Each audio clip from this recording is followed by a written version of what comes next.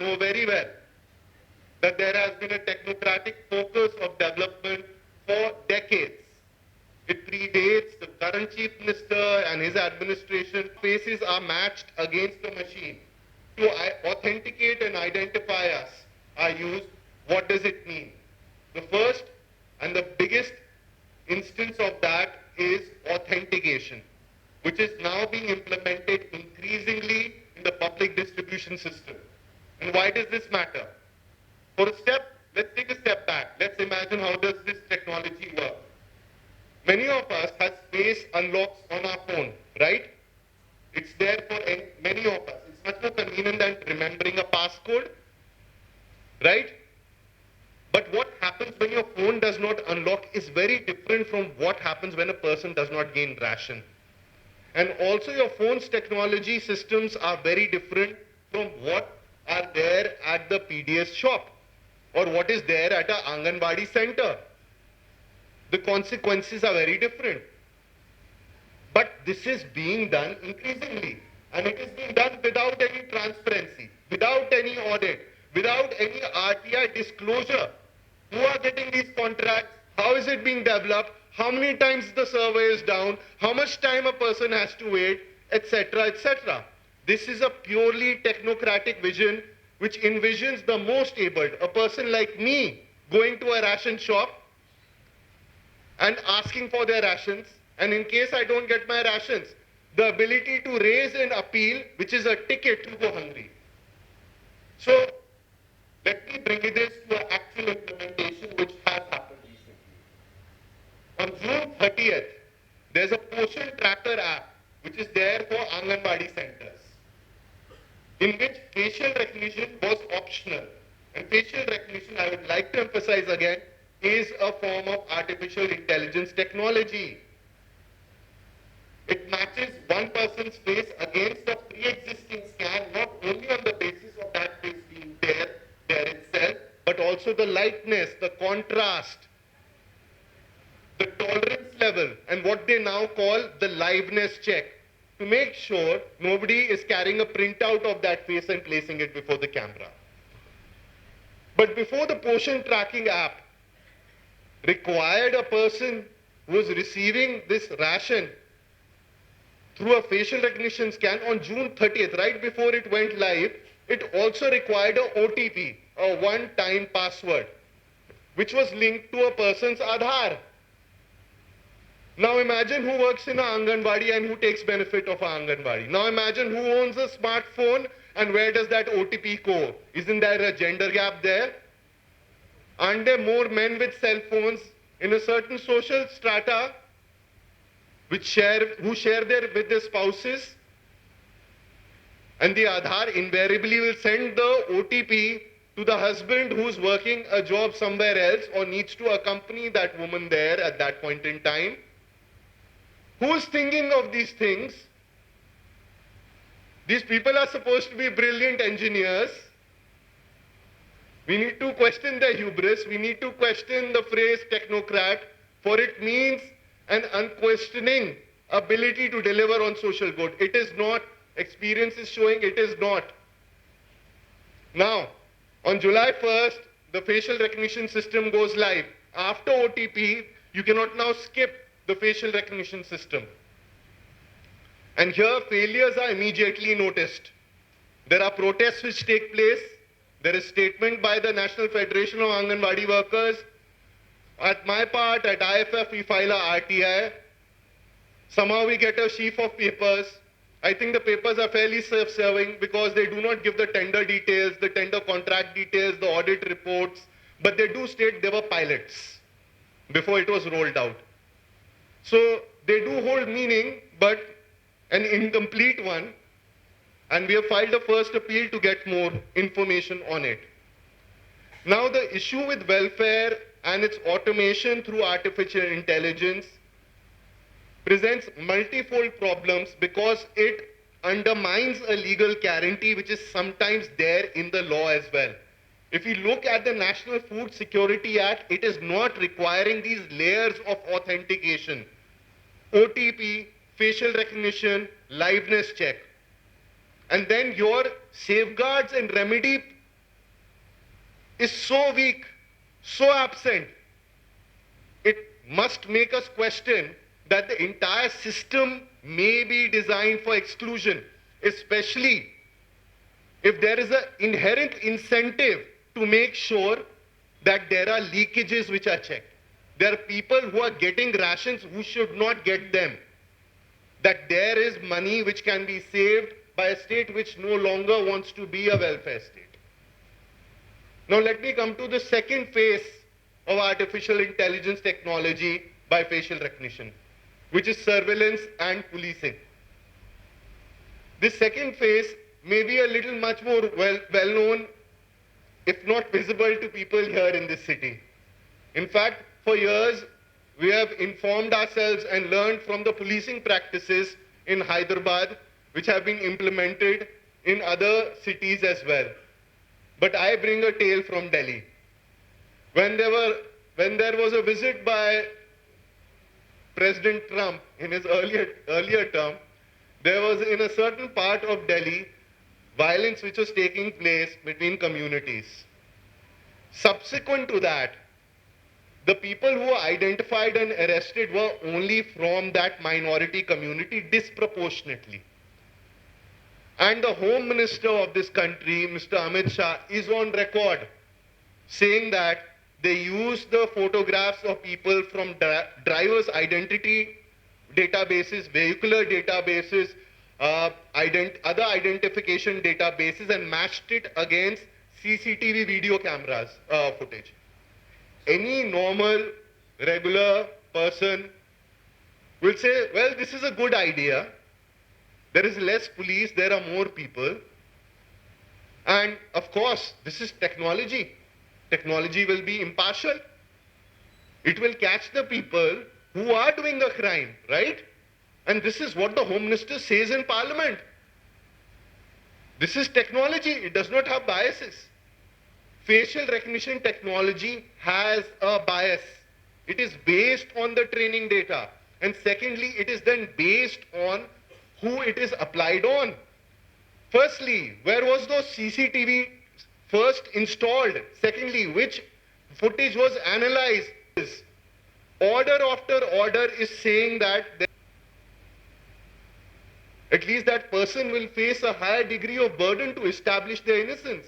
And let us acknowledge it, especially when it is weighed against a prevalent social mode in which artificial intelligence is supposed to be a panacea. It is supposed to be impartial. And here, work by several scholars, which is already there, on how pseudoscience, such as narco-analysis and lie detectors, have been used for years, decades, to influence criminal trials, becomes relevant.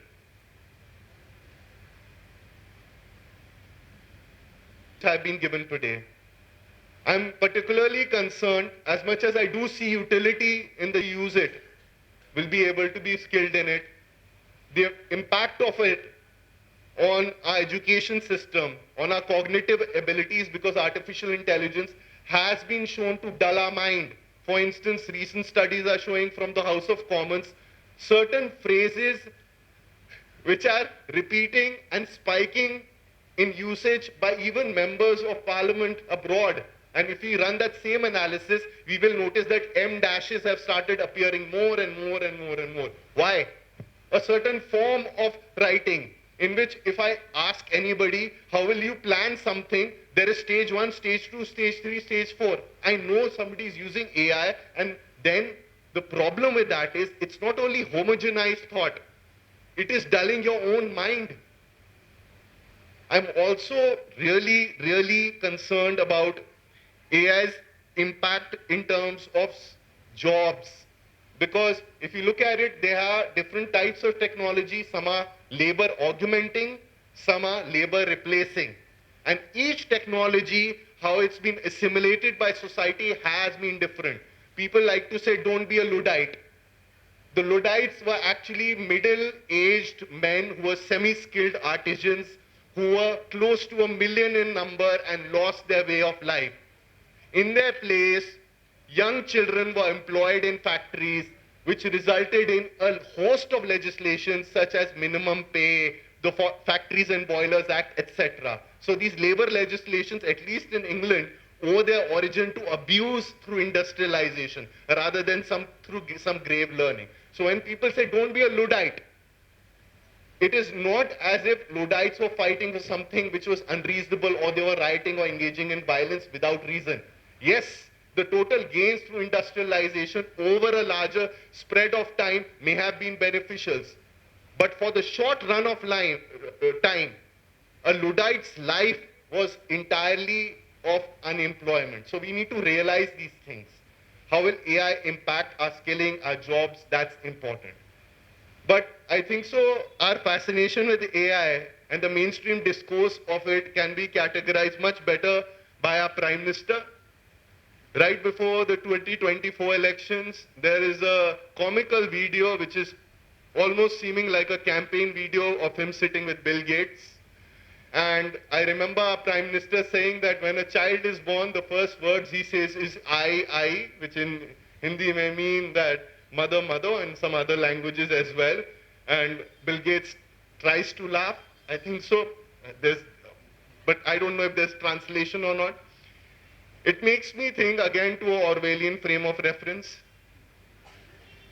The Orwellian reference to the state was Big Brother.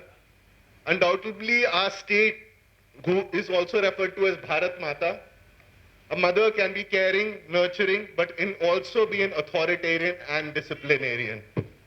So are we working with AI, technology, and the kind of digital public infrastructure, the kind of solutions which are being offered again and again to a system which is of precarity, exclusion, control, ultimately authoritarianism? I leave you with those thoughts. Thank you so much.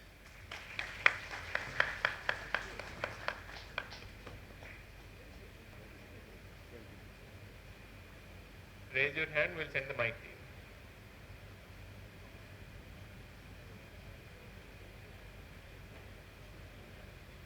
Oh yes, oh yes, oh yes. Into government systems. So, and I want to talk about like a nano banana, which is introduced recent times, and everyone using their to create images and edits. Nano banana, using them, and so we people are not much aware about like with that data what the companies will do. So, can you elaborate or can you give the idea about like what this will do to a personal privacy to most of them? Work, images, anything that's there on the internet, right? So I want your opinion on if you think AI is ethical or unethical right now. Yeah.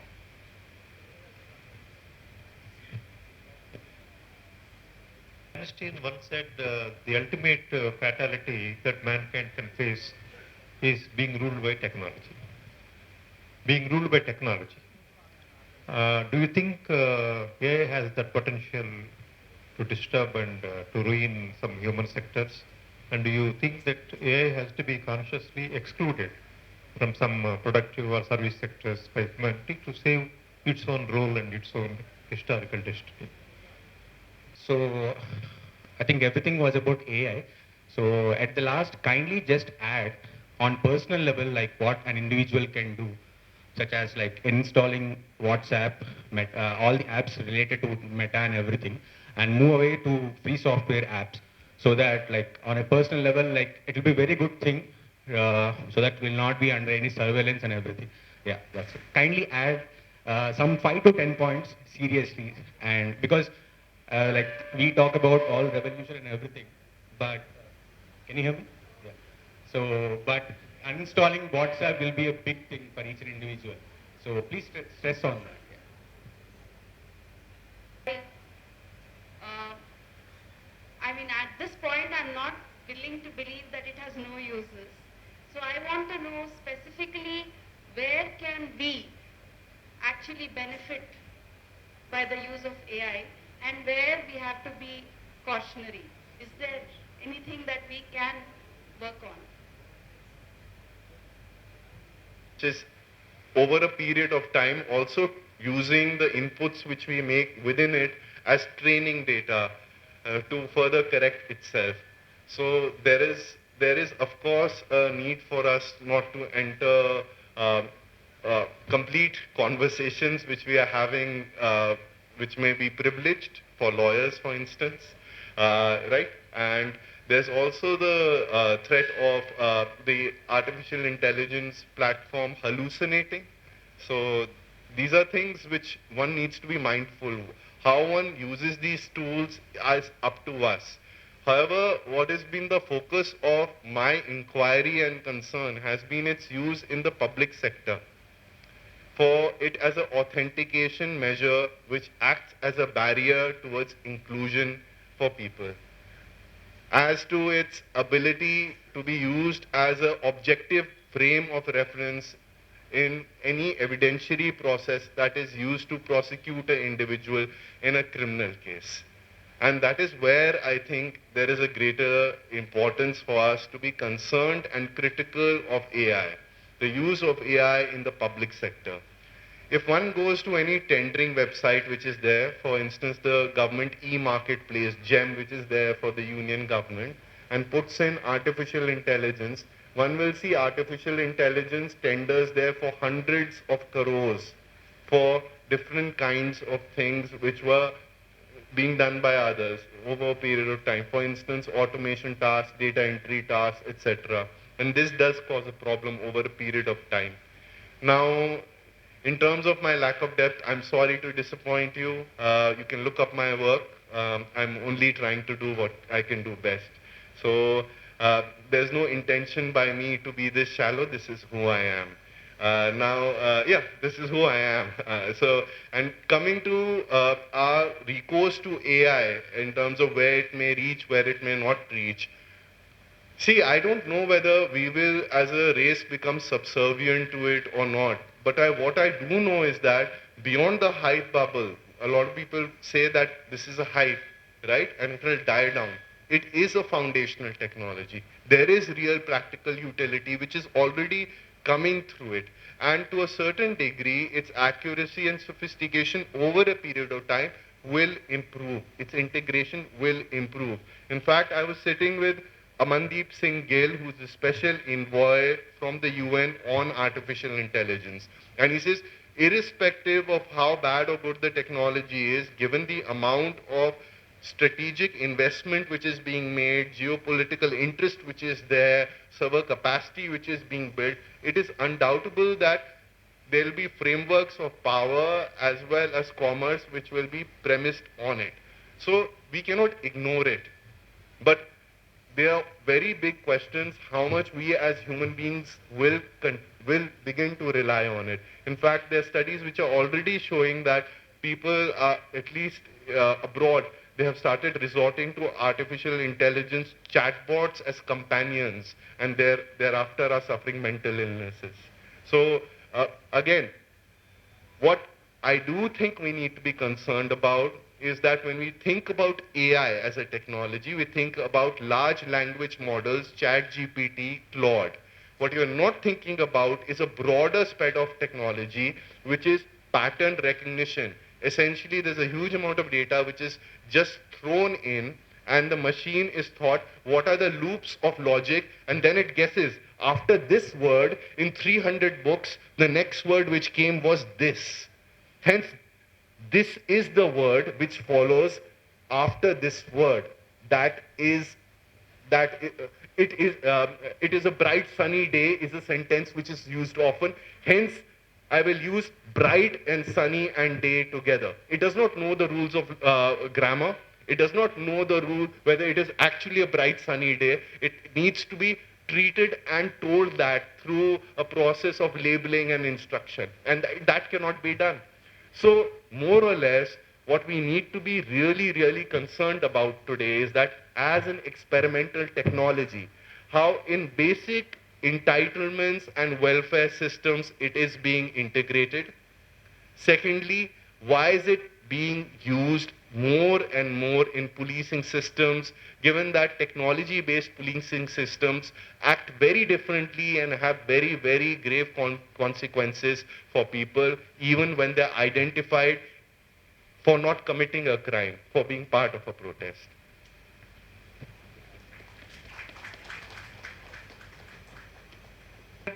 this is an arm, this government uses this as a very, very powerful weapon on people like us, people like Yogendra Yadav and everyone.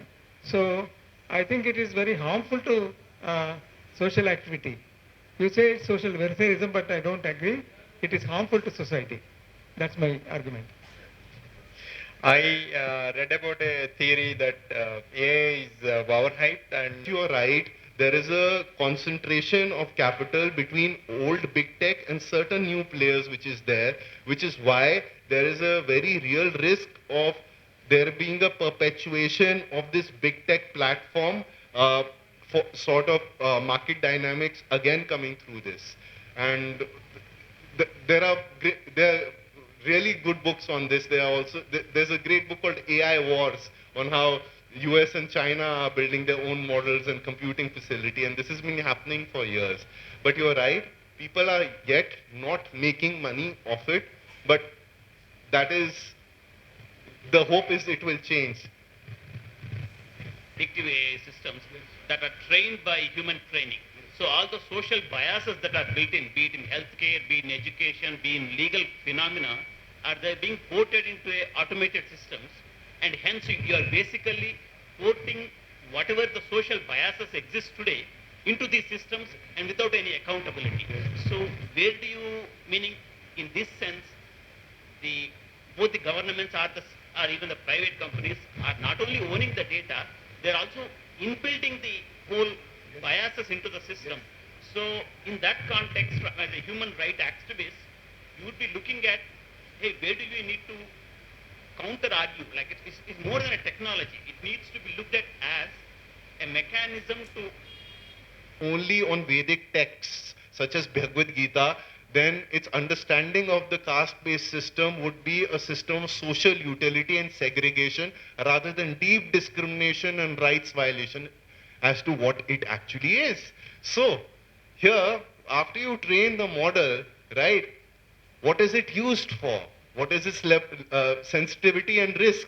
And finally, there is a method in which you can change the weights in a model, label data differently, but then who does it? Who exercises that judgment? Who says that this is wrong and this is right?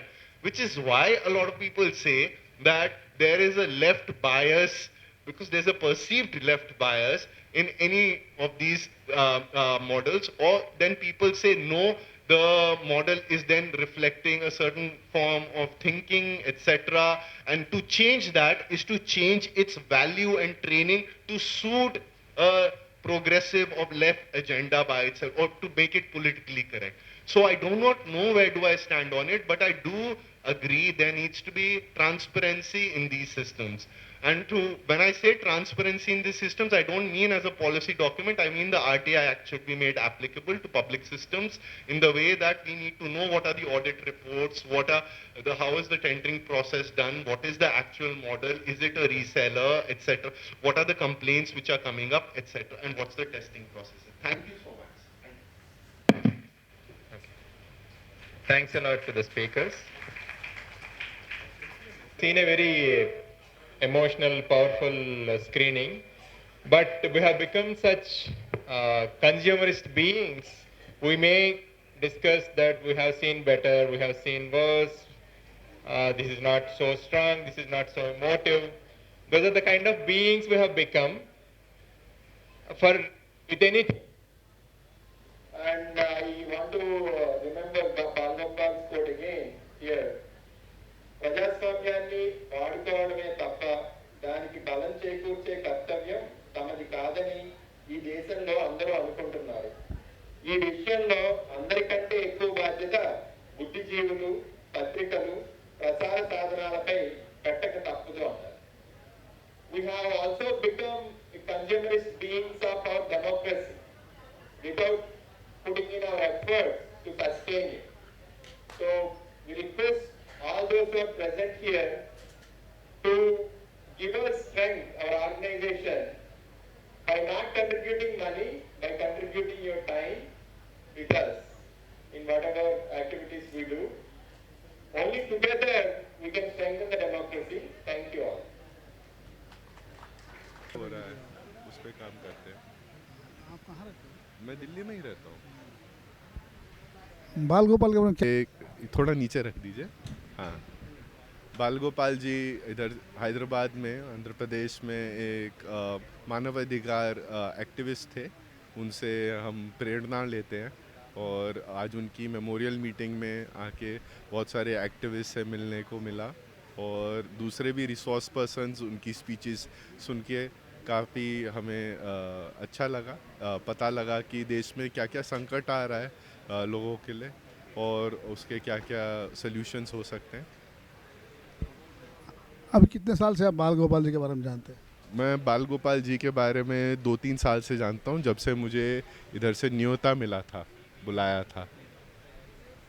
किस बारे में? इनका memorial day क्या बुलाया? Memorial day के बारे में, उसके थ्रू मैं जाना हूँ। लास्ट ईयर भी आए थे आप? लास्ट ईयर नहीं, लास्ट ईयर इनविटेशन आई थी मुझे। ये फर्स्ट टाइम है? फर्स्ट टाइम है। और फिर इनकी वेबसाइट जो है ना, उस पे उनके बहुत सारे लेख हैं। EPW से है उनके ऑपेड जो इंडियन एक्सप्रेस में भी पब्लिश है, और फिर कुछ किताबें भी अंग्रेज़ी में हैं, तो मैंने काफ़ी पढ़ा। जैसे मैंने अपनी स्पीच में भी बोला था, लीडर्स बियॉन्ड इमेजेस में जो उनकी किताब अंग्रेज़ी में छपी हुई है, उसमें उन्होंने ये बताया है कि आंध्र प्रदेश में कैसे डेवलपमेंट हो रही है टेक्नोक्रेटिक, जो चंद्रबाबू नायडू तब कर रहे थे।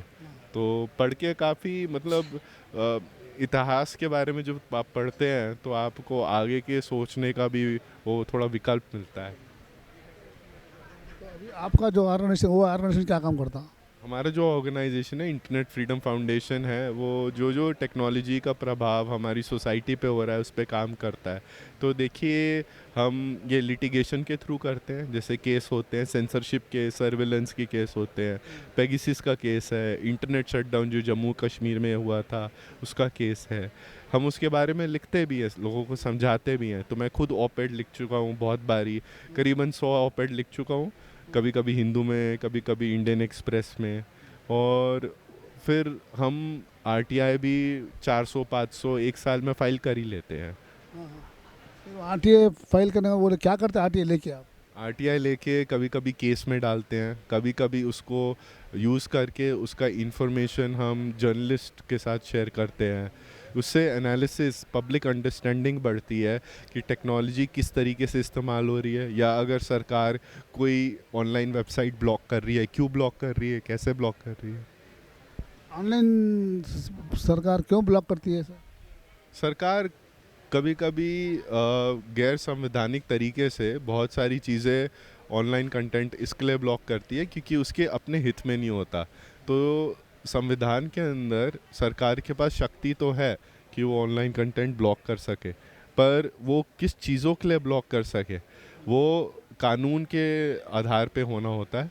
पर बहुत बारी हम ये देखते हैं कि उसके जो ऑर्डर होते हैं, ब्लॉक करने के ऑर्डर होते हैं, वो सार्वजनिक नहीं किए जाते। तो क्या एक वन साइड होते हैं? हाँ जी, वन साइड होते हैं, वन से गवर्नमेंट। हाँ, उसके अंदर देखिए, जैसे कानून में नेचुरल जस्टिस माना जाता है कि आपको दूसरे पक्ष की बात सुननी पड़ेगी। जैसे अगर किसी की वेबसाइट, किसी प्रेस पब्लिकेशन की वेबसाइट, किसी जर्नलिस्ट की वेबसाइट आप अगर ब्लॉक कर रहे हैं तो आपको उनका पक्ष सुनना पड़ेगा। बहुत बारी उनको नोटिस भी नहीं दिया जाता ब्लॉक करने से पहले। तो अभी जब ये ऑपरेशन सिंदूर में पाकिस्तान और भारत के बीच में तनाव चल रहा था, तब कम से कम 16 से 18 ऑनलाइन ट्विटर हैंडल ब्लॉक किए गए थे, अलग अलग Indian website, Indian journalist platforms के। तो उसमें भी हमने उनकी मदद करी, हमने सरकार को उनको चिट्ठी लिखने में हमने असिस्टेंस दी, और ये सारी कानूनी प्रक्रियाओं में डालने का पूरा हमने अटेम्प्ट किया। नहीं, क्यों बंद करें गवर्नमेंट ये सिंदूर ऑपरेशन को? ये ट्विटर को क्या ये लेना देना था? उससे उसका कुछ लेना देना नहीं था। इनफैक्ट क्या कहते हैं, उसमें कोई ऑर्डर भी पब्लिक नहीं किया गया, और फिर बाद में वो वेबसाइट्स अनब्लॉक खुद ही सरकार ने कर दी, पर 2 हफ्ते के लिए बंद करी हुई थी उनके ट्विटर हैंडल। धन्यवाद, बहुत अच्छा हुआ। हमारे अपार गुप्ता का जो हमारे బాలగోపాల్ గురించి చాలా విషయాలు చెప్పిండు ఆయన. ప్రేరణతో హైదరాబాద్కి వచ్చిండు.